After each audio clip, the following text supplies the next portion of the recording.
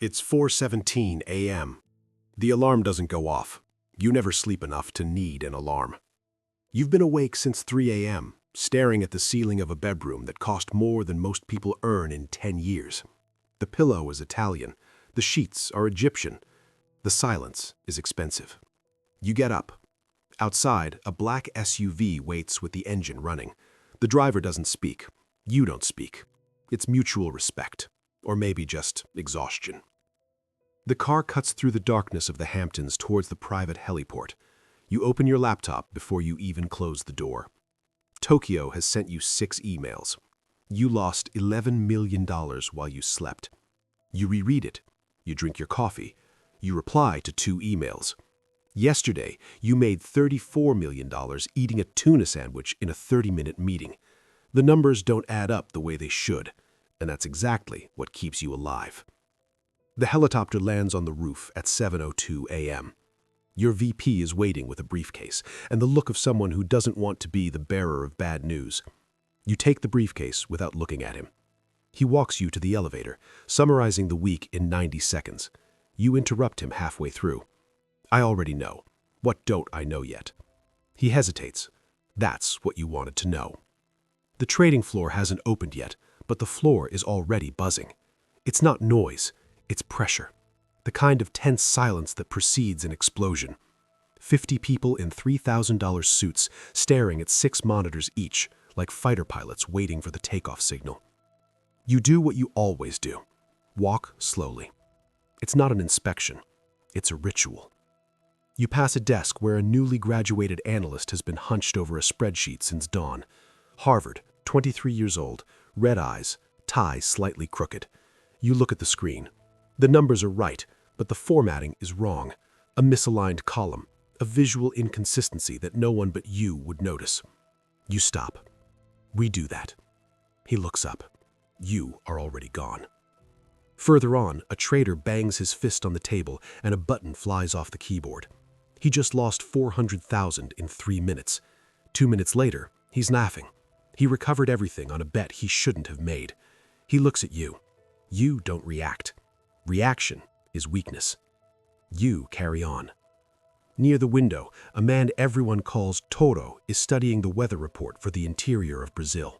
Not as a hobby, because if it rains in Sao Paulo Savannah this week, the coffee harvest will be delayed, prices will rise, and the positions he set up last week will pay for his ex-wife's apartment in Miami and still have money left over. He's not speculating on the weather. He's speculating on everything that the weather will affect. 9:29 a.m. 1 minute. The trading session opens. Chaos has texture. You feel it before you hear it, a vibration that starts in your chest before reaching your ears. Screams, flashing screens, the first numbers of the day opening like a wound. You enter the glass room and close the door. The noise disappears. You are in the eye of the storm. This is what you have built. The ability to be the only one who remains calm while everyone around you loses control. Not because you're cooler, because you have more information. That's the real deal. Your clients are not ordinary people. They are pension funds, university endowments, families with assets that don't fit on normal spreadsheets. They give you their money because they believe, or need to believe, that you are smarter than the market. If the market goes up 10%, they expect 20%. If the market crashes, you expect you have bet on the crash. And that's where most people fail. Because most people are optimistic by nature. They buy a stock for 10 and pray they can sell it for 20. It's a strategy based on faith. You don't have faith. You have analysis. You're short. That means you win when things break. Your analysts walk in with a green folder. Inside, 47 pages on a tech company that everyone loves. The stock is up 180% in the last year. TV hosts recommend it. Financial influencers make videos about it. Your grandmother probably has a small position. But your analysts have found something. The company's new product, the one that will save the quarter, the one the CEO presented with that smile, melts if the internal temperature exceeds 47 degrees. In hot environments, in cars, on beaches. No one has published this yet. You read the 47 pages in 11 minutes. Then you bet $500 million against the company. And then you call a financial news channel. You appear on screen at 10:45 a.m. No smiling, no hesitation. You look directly at the camera and speak with the precision of someone who has spent their life choosing each word for its weight in the markets. This company is a structural fraud. In 90 days, the shares will be worth zero. You don't need to prove anything in real time. You just need to plant the seed of doubt. The panic is instantaneous. People sell. Funds sell.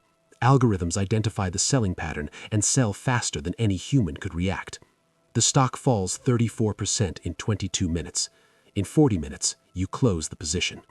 Profit, $83 million. The performance fee, the 20% you charge on your client's profits, means that $16 million of that $83 million goes straight to you, before lunch. You celebrate in the only way that makes sense in your world, by buying things that need no justification. A yacht with another yacht inside of it, a painting that looks like it was done by a 4-year-old in 20 minutes, and that an art curator in Basel assured you will double in value in 3 years. You take your wife to dinner at a restaurant with an 8-month waiting list. Then you take your mistress to the Hamptons. You don't think about it too much. Thinking too much is a luxury for those who have time. But 6 months later, you're wrong. It's not a word you use often. You prefer premature position, incorrect timing, incomplete information. But this time, you were wrong. You bet $1 billion against a biotech company. Their drug was in phase 3 trials. Your analysts said the results would be disappointing. You believed them. You took the position.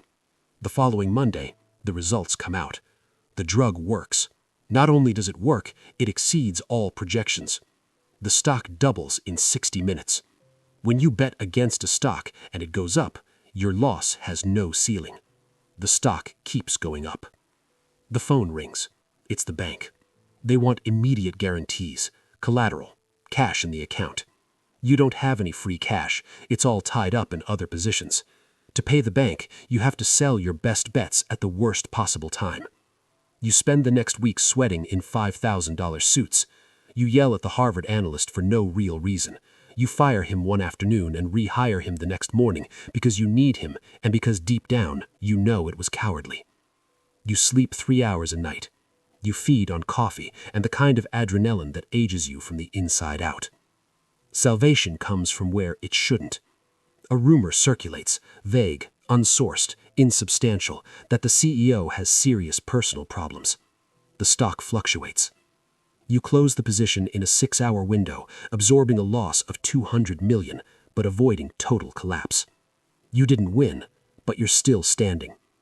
On Friday at 9 p.m., you leave the office. You go to a restaurant where a bottle of mineral water costs $22. You order the steak. You order the wine. You look around. Acquaintances, competitors, people who smile at you and calculate at the same time. Not friends. Friends are an asset class you never knew how to accumulate. Your son is 10 years old and last week asked his mother what his father's profession was.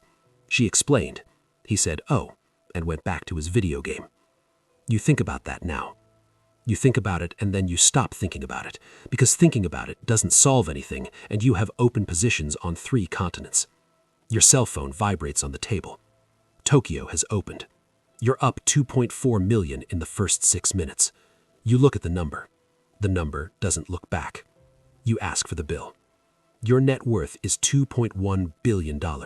You can buy anything for sale on the planet. You can't remember the last time you woke up rested.